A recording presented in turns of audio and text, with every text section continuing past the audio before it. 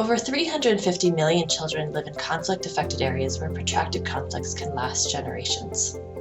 Even in the post-Accord generation, children are socialized in settings marked by past conflict, including group-related symbols. But children are not passive receivers of these messages and markers.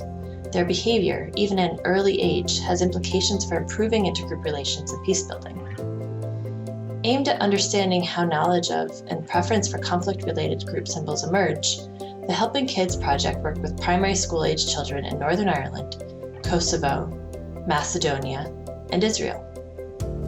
Across each of these settings, children readily recognize social cues such as names and icons that are typically associated with conflict-related groups. For instance, in Northern Ireland, children identified poppies as British, but shamrocks as Irish. In Macedonia, children distinguished between foods as either Macedonian or Albanian. And in Kosovo, children recognized certain murals and pop artists as Albanians or Serbian. And in Israel, children consistently sorted certain cartoon characters, typically dressed as either Jewish or Arabic Muslim. The more aware children were of conflict-related group markers, the more they preferred their own group symbols. And those who preferred in-group symbols often shared fewer resources or stickers with the outgroup. Thus, children's understanding of conflict-related groups had behavioral implications even at early ages. Even if a child reported more positive experiences with outgroup children, he or she were more likely to share resources with the outgroup than the in-group. Now, to get to know the team and learn more about our Helping Kids research, let's hear from each of the researchers in each site. Helping Kids project is very important in North Macedonian context as the country has been faced with an ongoing conflict between ethnic Macedonians and ethnic Albanians.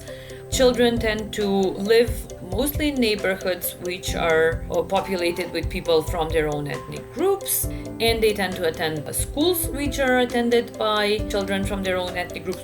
The more contact children have with members from the other ethnic group, the more positive their attitudes towards the other ethnic group is, and that more contact also leads to willingness for less social distance between the children from the ethnic groups. Kosovo's divided history is primarily focused around Albanians and Serbs as ethnic groups. Albanians attend the Kosovo-run educational system with its curricula, whereas Serbs attend a Serbia-run education system. Children have very limited, if any, opportunity to communicate with one another, to contact one another, to create experiences of what the other looks like and is like. The more children prefer the new symbols of Kosovo, meaning Kosovo's neutral flag that was created with independence, the more positive they become in their intergroup attitudes. It shows that if we are able to provide a more inclusive national identity or a more inclusive kind of Kosovo that represents all of the ethnic groups, then these children will be able to really serve as a catalyst for peace building in the future. This project will allow us to design specific interventions for children at certain ages according to their group affiliation. This would be a basis for more research which may promote positive intergroup relationships at early ages before negative attitudes and behaviors are rooted too deeply. So far, we have learned that similar developmental courses exist for both Jewish and Muslim Israeli children. Another interesting finding was that it is not the general cognitive ability of categorization that triggers social attitudes. What's important is the child's developing personal preference which better matches his or her in-group with age. We have got some positive individual feedback from the families we worked with. Some parents said it gave them a chance of discussing pluralism in society with their children. Some were excited that they could take part in this international important project. Most children considered the survey as a pleasant playtime. The project of Helping Kids in Northern Ireland is rooted in understanding the primary relationships between Catholics and Protestants and rebuilding after the Troubles. While the overt conflict of the Troubles has ended, a lot of children are still growing up in divided societies and divided cultures, and there is still a lot of residual division and segregation from coming out of that conflict. In Northern Ireland, the majority of students go to separate schools, i.e. Catholics going to Catholic schools and Protestants going to de facto state schools. Policymakers, schools, and teachers should really be working to support not just contact between children, but positive quality contact that has meaning in the experience, not just putting kids in a room together, but actually giving them a purpose and working towards a shared goal and a shared purpose.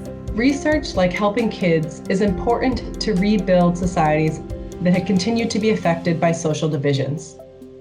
When the schools and communities are largely divided along group lines, we need research to underpin the best ways to bring young people together to not only change and improve their attitudes toward the other groups, but ideally to build really good, strong relationships that will take them forward in the future. With collaboration of many children, families, and schools, the Helping Kids Lab advances developmental science by adapting and testing theories across cross-cultural research and expanding efforts across borders. As you can see, there's a lot to learn from each site.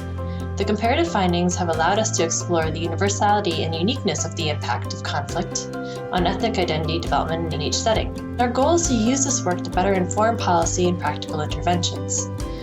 For that end, we're always looking for new partners, and thanks to our donors, we're now expanding our research to Croatia with partners at the University of Osijek. As we move forward, we will answer new questions about what age children in a post-accord generation develop ethnic self-identification, which factors influence a shift from ethnic preference to ethnic prejudice, and how future interventions can both decrease prejudice and promote outgroup prosocial behaviors among children who are growing up in these divided societies.